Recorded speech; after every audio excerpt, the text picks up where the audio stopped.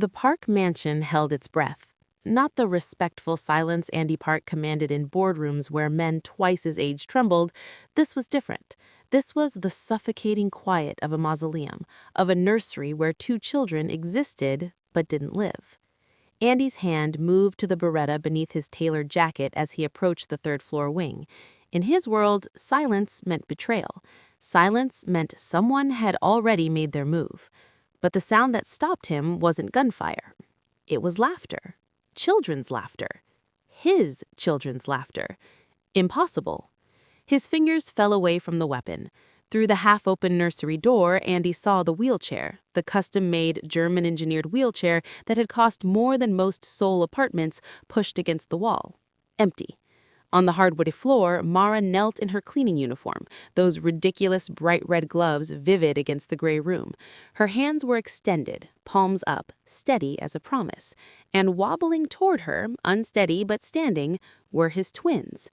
"Come on, babies," Mara whispered, her voice carrying a joy Andy hadn't heard in this house since before the diagnosis. "3 more steps. You can do it." One twin lurched forward, then the other, their small hands reaching for Mara's red gloves like lifelines. Andy's back hit the corridor wall. For 18 months, Seoul's best neurologists had used words like irreversible and degenerative. Millions of won spent, specialists flown in from Johns Hopkins, from Switzerland, from Tokyo University Hospital. All of them had said the same thing. Your children will never walk, will never speak, will be dependent on medical care for whatever short lives they have. But now, in his fortress with its bulletproof windows and rotating armed guards, the impossible was unfolding on his nursery floor. Mara hadn't noticed him yet. Her entire focus remained on the children, her face radiant with something Andy no longer recognized. Not pity, not duty, pure, uncalculated love. "Your mama's watching from heaven," she murmured, adjusting her position as one twin stumbled. "She's so proud of you both." The mention of Yuna, dead in childbirth, blood on his hands he could never wash clean, sent a blade between his ribs. He retreated deeper into the shadows where men like him belonged. Behind him, the sound continued.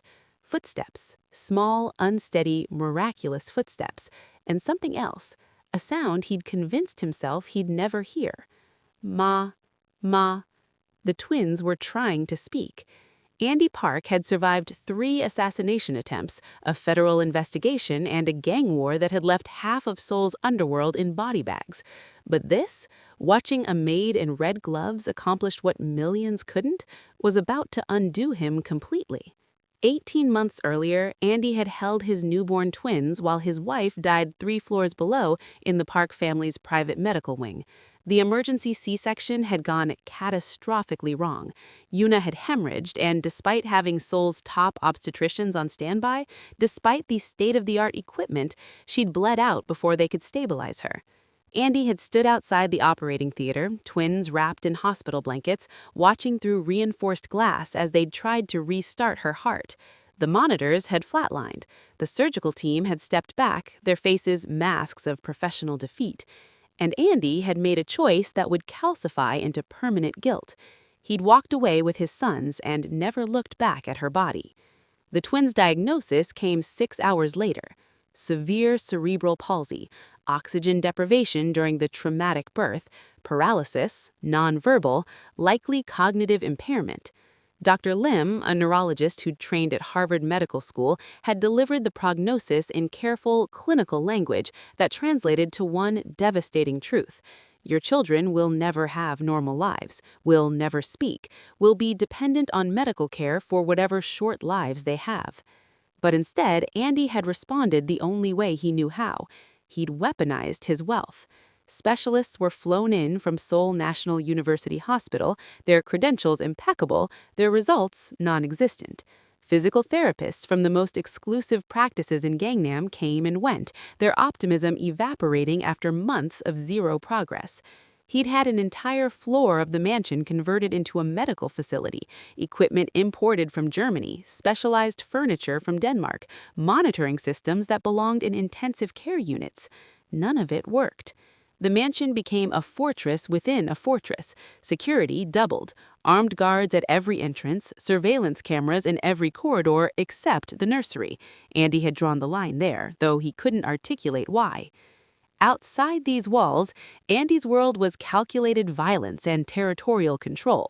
The park syndicate stretched from Gangnam to Busan, operations that ran everything from high-end real estate to port shipping. He'd built his empire on ruthless efficiency and absolute loyalty, becoming one of the most feared men in Korea's organized crime hierarchy.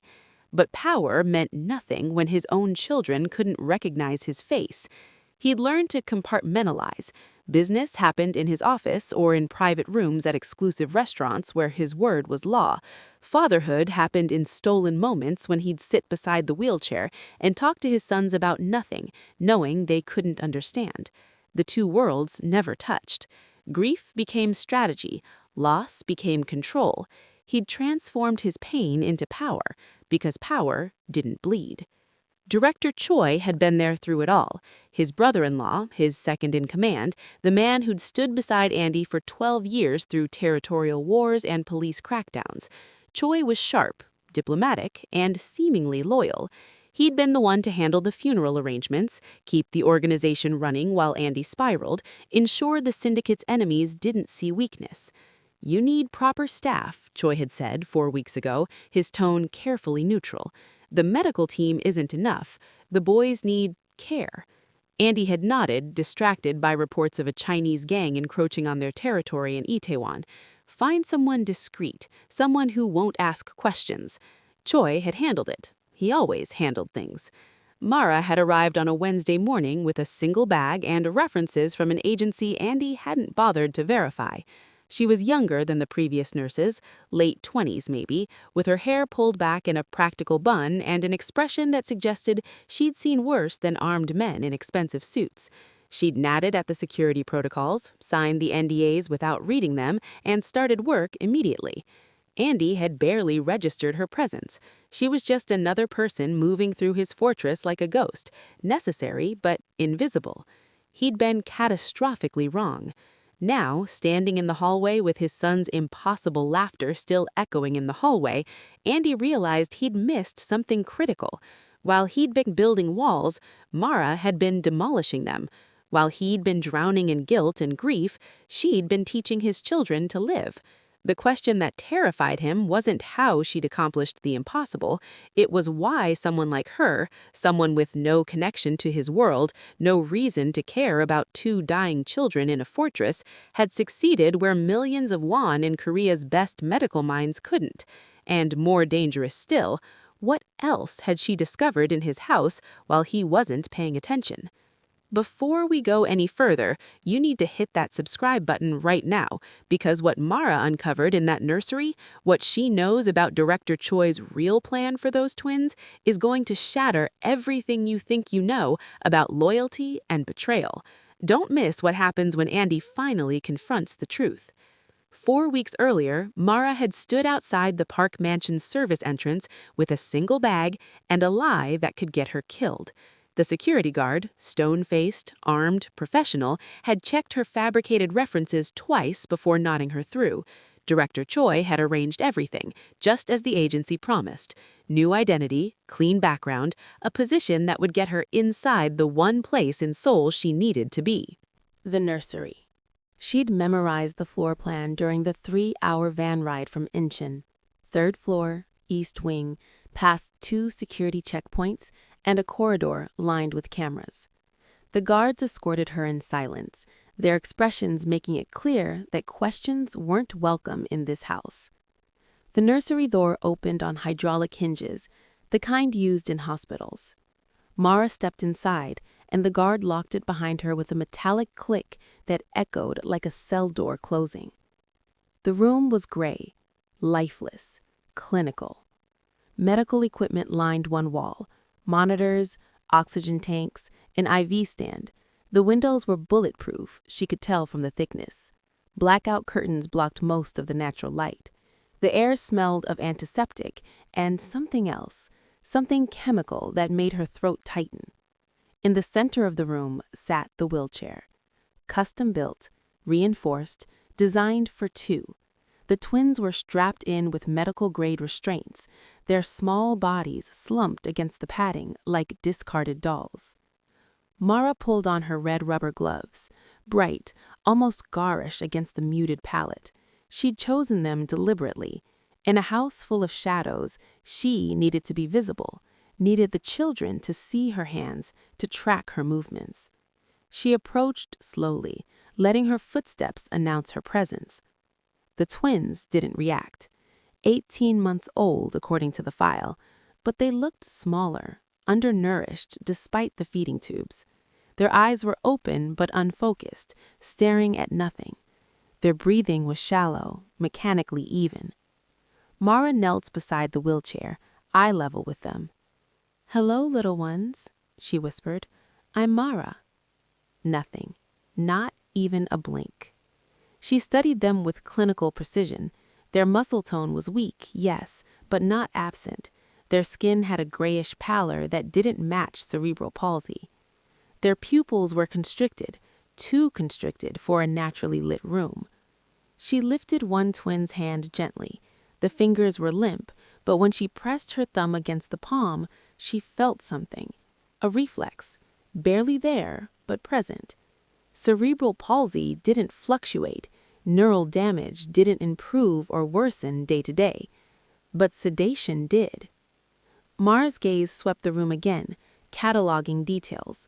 The IV bags on the stand, labeled nutritional supplement, the twice-daily vitamin schedule posted on the wall, the locked medical cabinet in the corner. Her pulse quickened. She moved to the feeding area. A tray sat waiting, 2 bottles of formula pre-measured and sealed. Beside them sat 2 small medicine cups filled with what the schedule called vitamin supplementation. The liquid inside was pale yellow, innocuous looking. Deadly. Mara's hands were steady as she pulled on fresh red gloves. She'd spent the past 72 hours watching this routine, memorizing every detail. The delivery time, the nurse's face, the way the bottles were labeled with handwritten dates. Now, she had a choice to make. She could document everything, gather evidence, try to expose this through proper channels. But proper channels meant lawyers, investigations, time the twins didn't have. Every dose pushed them further from recovery, deeper into chemical imprisonment. Or she could act. Mara lifted one of the medicine cups and held it to the light. She pulled a small kit from her cleaning bag, the one item she'd smuggled past security, hidden in a false bottom beneath disinfectant bottles. Inside were pH strips, reagent tablets, and a few basic field tests.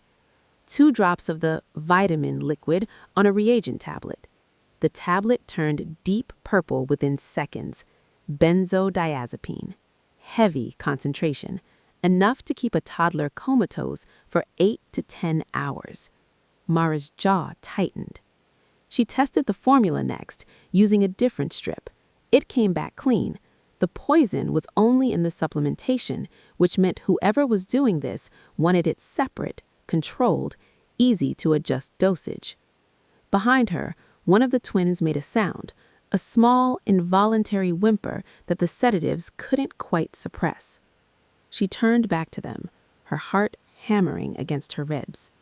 Someone, in this house, was poisoning these children, systematically, deliberately, and she'd just walked into a crime scene disguised as a nursery.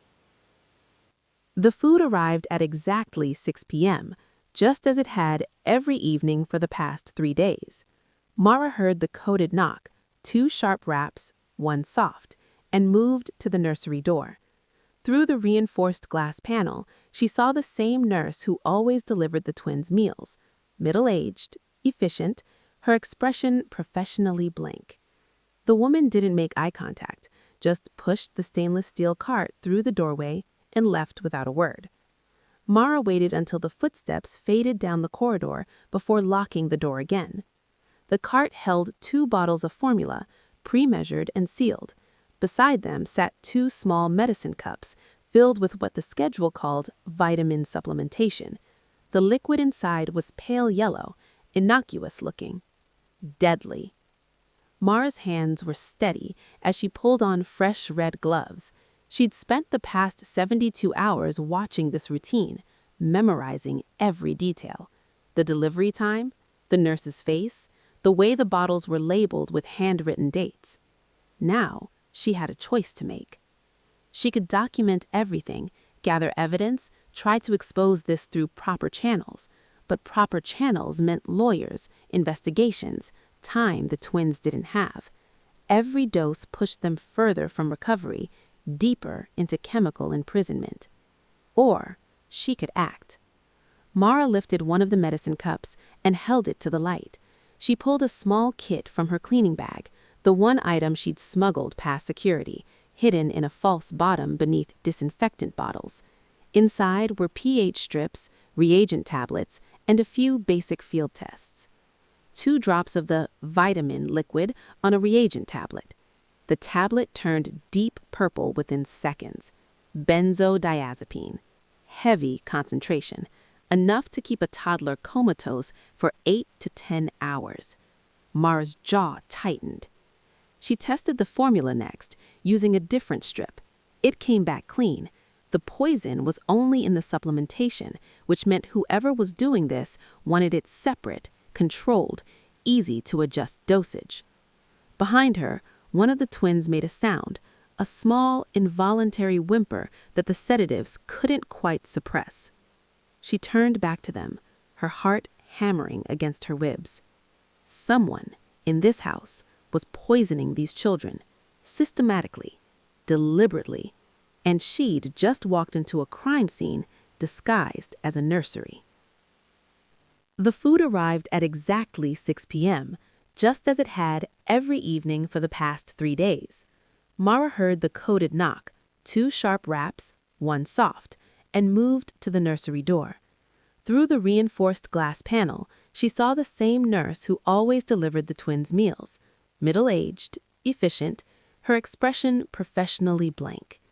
The woman didn't make eye contact, just pushed the stainless steel cart through the doorway and left without a word. Mara waited until the footsteps faded down the corridor before locking the door again. The cart held 2 bottles of formula, pre-measured and sealed. Beside them sat 2 small medicine cups filled with what the schedule called vitamin supplementation. The liquid inside was pale yellow, innocuous looking. Deadly. Mara's hands were steady as she pulled on fresh red gloves. She'd spent the past 72 hours watching this routine, memorizing every detail. The delivery time, the nurse's face, the way the bottles were labeled with handwritten dates.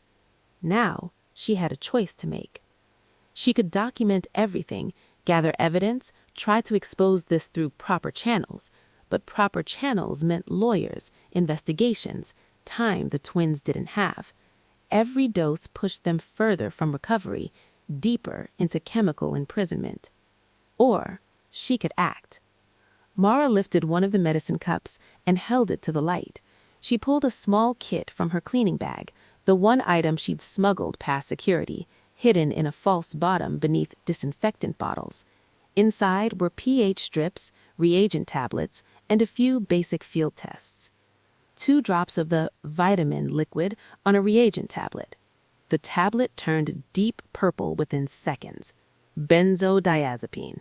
Heavy concentration, enough to keep a toddler comatose for 8 to 10 hours.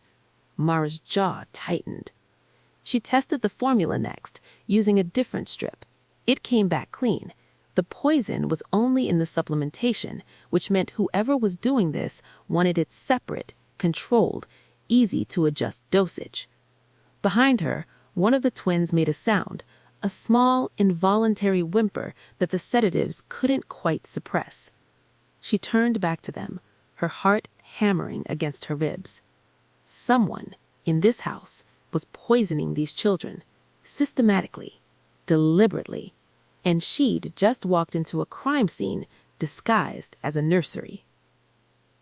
The food arrived at exactly 6 p.m., just as it had every evening for the past 3 days. That's it, baby, she murmured, letting him grip her finger. Hold on tight.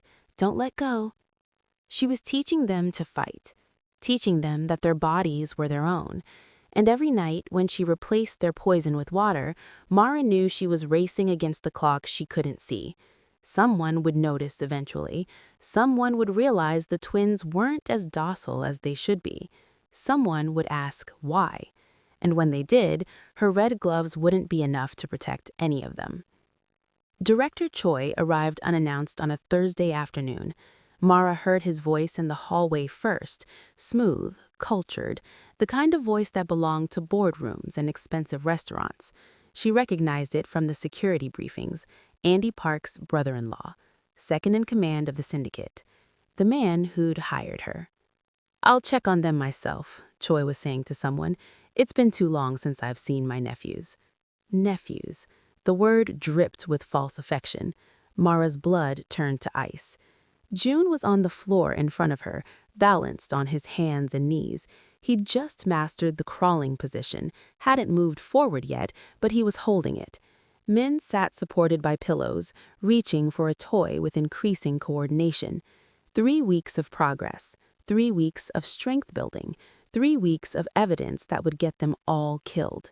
She had maybe 30 seconds. "Listen to me," Mara whispered urgently, scooping June up. "You have to be very still now, very quiet, like sleeping. Can you do that?" June's eyes met hers, clear, aware, terrified because he could hear the fear in her voice.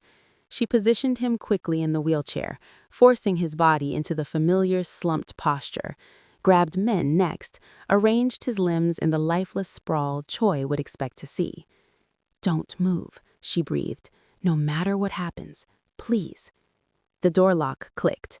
Mara stripped off her red gloves and shoved them in her pocket, grabbed a cleaning cloth and was wiping down the medical equipment when Choi entered. He was exactly what she'd expected. Expensive suit, perfectly styled hair, a smile that never reached his eyes. Mid-40s, handsome in the way powerful men often were, polished, calculated, dangerous. "Ah, the new maid." His gaze swept over her dismissively before landing on the wheelchair. "How are my poor nephews today?" "The same, sir." Mara kept her voice neutral, subservient. "No change." "No change." Choi approached the twins, his footsteps deliberate. "Of course not. There never is there?" He stood over them, studying their slack faces with an expression Mara couldn't quite read. Not grief, not even pity. Satisfaction. "Tragic," he continued, reaching out to touch June's forehead. "Such a waste of the Park bloodline. Andy had such hopes for them." June didn't flinch, didn't move, his training holding despite the stranger's touch. "Good boy," Mara thought desperately. "Good, brave boy." "The doctors say they won't last another year," Choi said conversationally, as if discussing the weather. "Their systems are too weak, too damaged." He was lying. The doctors had never given them a timeline, but Choi spoke with such casual certainty that Mara realized the truth with sickening clarity. He wasn't predicting their deaths, he was planning them. "Of course," Choi turned to her, his smile widening slightly, "you're keeping them comfortable in their final months, making sure they get their medication exactly as prescribed." The emphasis on exactly wasn't subtle. "Yes, sir. Every dose, twice daily." "Good." His eyes locked on hers, and for a moment, Mara saw something cold and reptilian beneath the polished surface. It would be unfortunate if there were any changes to their routine, if someone decided to, say, adjust their treatment without authorization. Threat delivered, message received. "I understand, sir." "I'm sure you do. After all, accidents happen so easily in households like this. Staff who overstep, they tend to disappear." He moved toward the door, then paused. "Their medication comes at 6 p.m., yes?" "Yes, sir." "See that it does." The door closed behind him with a soft click. Mara waited, counted to 60, then 90, making sure he was truly gone. When she finally moved, her hands were shaking so badly she could barely pull her red gloves back on. June was trembling in the wheelchair, his eyes wide with tears he was too terrified to shed. Min had gone completely rigid, every muscle locked with fear. "It's okay," Mara whispered, gathering them both into her arms. "You did so good, so good. He's gone now." But the truth sat like lead in her stomach. Choi knew, maybe not everything, but enough, and he'd just declared war. Andy Park came home early for the first time in 6 months. The deal in Busan had gone sideways, his contact dead, his shipment seized, $500,000 up in smoke. He'd driven back to Seoul in silence, his knuckles white on the steering wheel, rage and frustration coiled tight in his chest. He needed something, anything to anchor him before he made decisions that would start a war. His feet carried him to the 3rd floor before his mind registered where he was going, the nursery.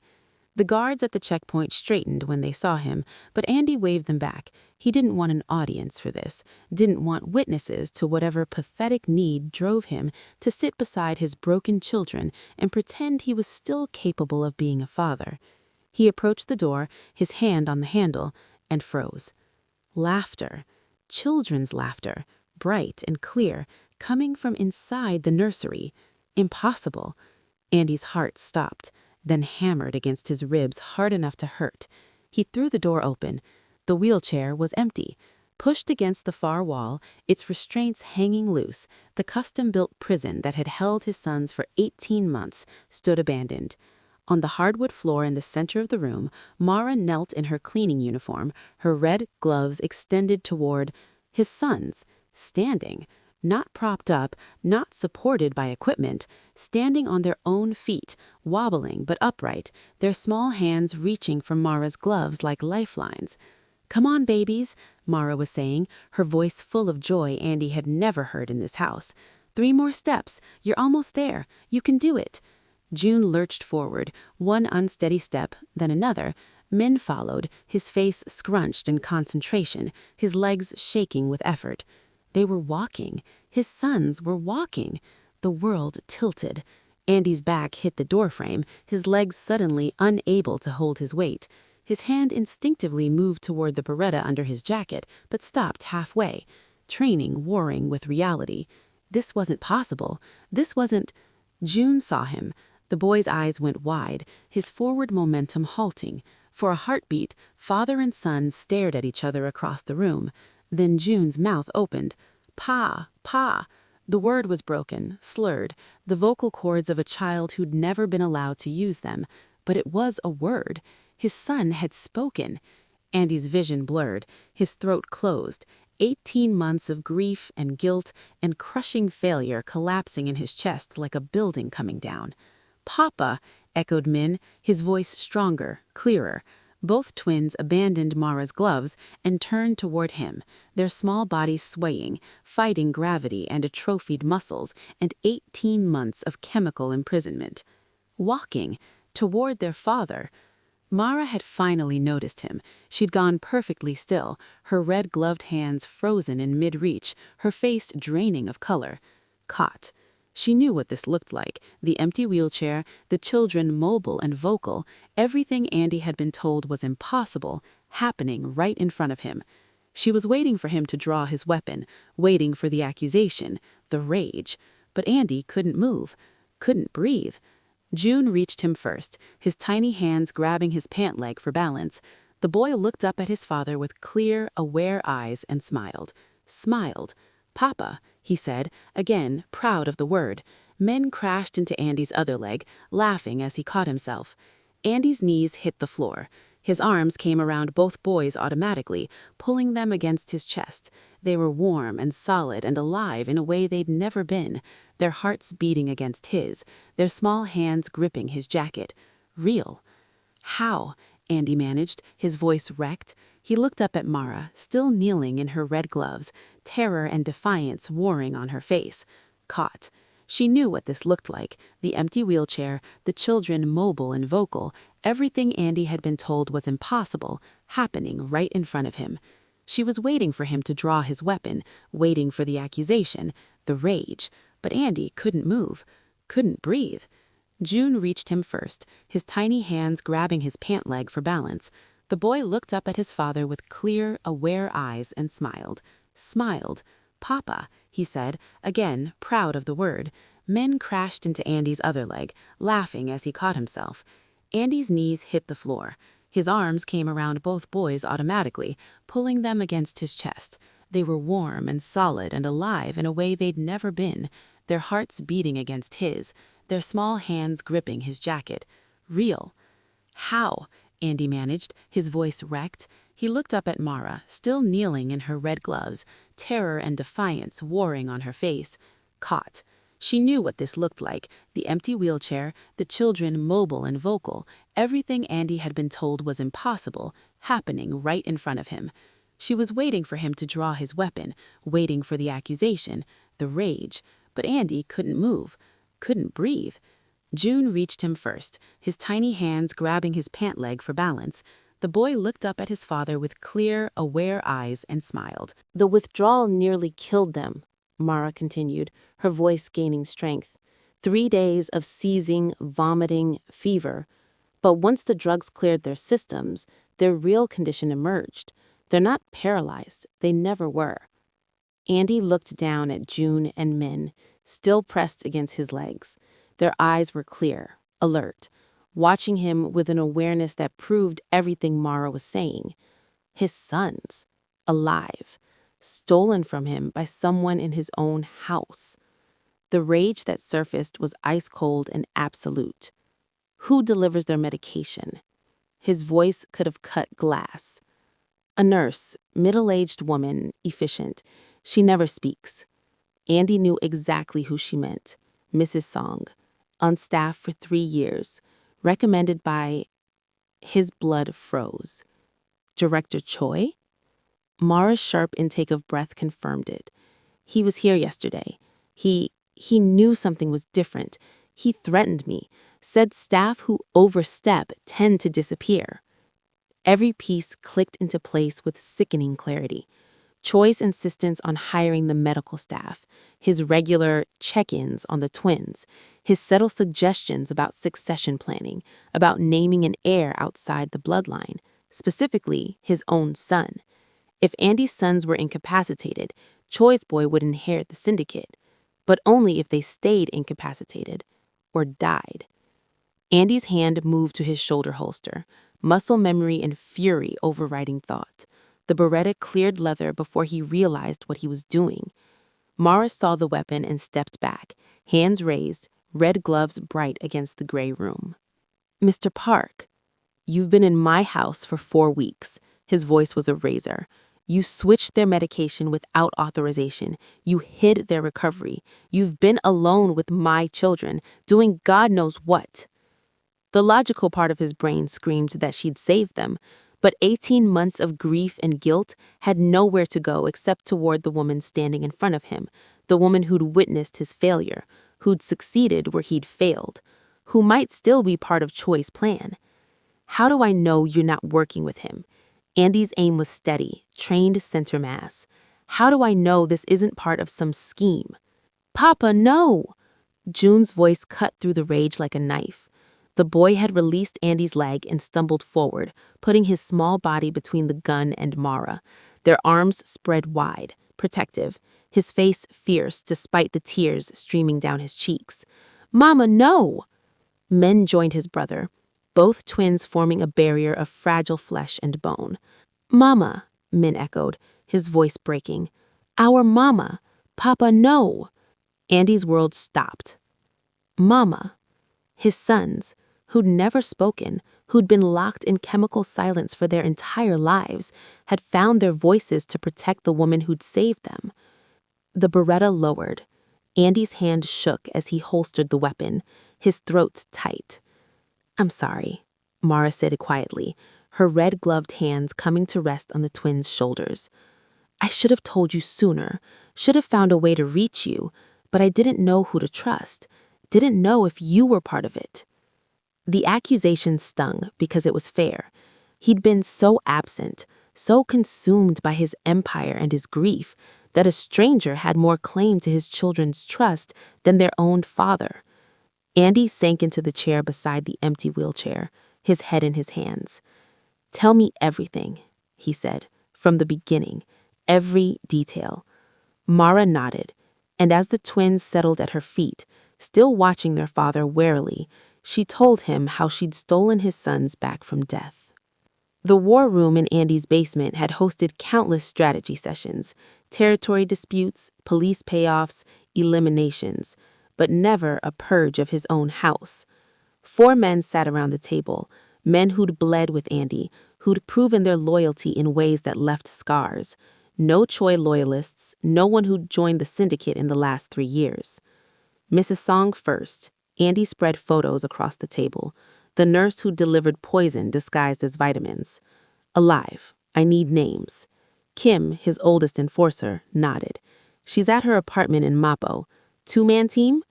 1. You. Andy's voice was surgical. Make it quiet. I don't want Choi spooked before we're ready. The next photo. Dr. Lim, the Harvard-trained neurologist who delivered the twins' false diagnosis. Andy's jaw tightened, remembering those clinical words. Irreversible, degenerative. All lies, designed to make him stop looking for treatments. Lim's protected, Park said carefully. Choi's been paying for private security at his clinic. 3 guards, rotating shifts. I don't care if he's got the National Intelligence Service guarding him. Andy's finger tapped the photo. I want him in a room where he can't lie to me by dawn. The planning continued. Names, addresses. Choi's network mapped like a cancer through Andy's organization. The assistant who'd vetted Mara's fake credentials. The accountant who'd signed off on medical equipment that never arrived. The security guard who'd conveniently been on break during Choi's threatening visit to the nursery. 12 people. 12 carefully placed traitors in a conspiracy 18 months deep. What about Director Choi? Kim asked. Andy pulled the final photo. His brother-in-law, Yuna's brother, the man who'd stood beside him at her funeral and planned to murder her children. He's mine. Upstairs, Mara had transformed the nursery into a fortress. The medical equipment, all of it potentially compromised, was shoved into the hallway. The twins' cribs were pushed together in the center of the room. She'd locked the door, wedged a chair under the handle, and positioned herself between the entrance and the children. June and Min slept fitfully, their small bodies curled together. Every few minutes, one would whimper, and Mara's red-gloved hand would reach out to soothe them. Her other hand gripped a scalpel she'd taken from the medical supplies. She'd heard Andy's footsteps hours ago, heard the basement door close, heard the low rumble of male voices planning violence. The mansion held its breath again, but this silence was different. This was the quiet before blood. Mara checked her phone. No signal. Andy had locked down communications. Smart. Choi couldn't call for reinforcements if he didn't know the hammer was falling. A sound in the hallway made her tense. Footsteps. Slow. Deliberate. Wrong floor for Andy's men. The doorknob turned. Mara's grip tightened on the scalpel as she positioned herself between the door and the twins, her body a wall of flesh and fury. If Choi wanted the children, he'd have to go through her first. The door rattled against the wedged chair, then stopped.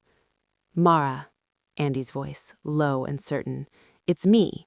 Let me in. She hesitated, then moved the chair. Andy stood in the doorway, his hands visible, his beretta holstered. Behind him, the hallway was empty. It started, he said simply. Mara nodded. The Park mansion was at war with itself.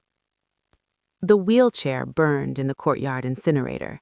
Andy watched through his office window as the custom-made German engineering, $45,000 of lies and false hope, melted into twisted metal.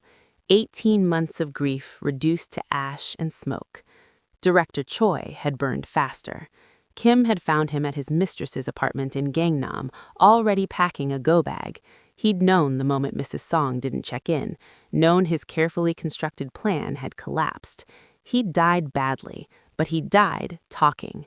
The conspiracy went deeper than Andy had imagined. Connections to a rival syndicate in Busan, promises of territory splits once Andy's incapacitated sons were quietly eliminated, and Choi's boy inherited the Park empire. 12 traitors had become 17 by the time the interrogations ended. Seoul's Han River would be giving up bodies for weeks. But that was yesterday's violence. Today was something Andy didn't recognize. Today was peace. He found them in the garden. Mara sat on a bench beneath the cherry trees, their blossoms late this year, but finally blooming. June and Min chased each other across the grass, running now, their legs growing stronger every day. Their laughter carried on the spring air like a song Andy had forgotten existed. "Papa!" Min spotted him first, changing direction mid-sprint. June followed, both boys crashing into Andy's legs with the full-body enthusiasm only children possessed. Andy caught them, lifting both at once. They were heavier than he remembered. Solid, real, alive. "Careful," Mara called, rising from the bench. "They've been running for an hour. They'll tire you out."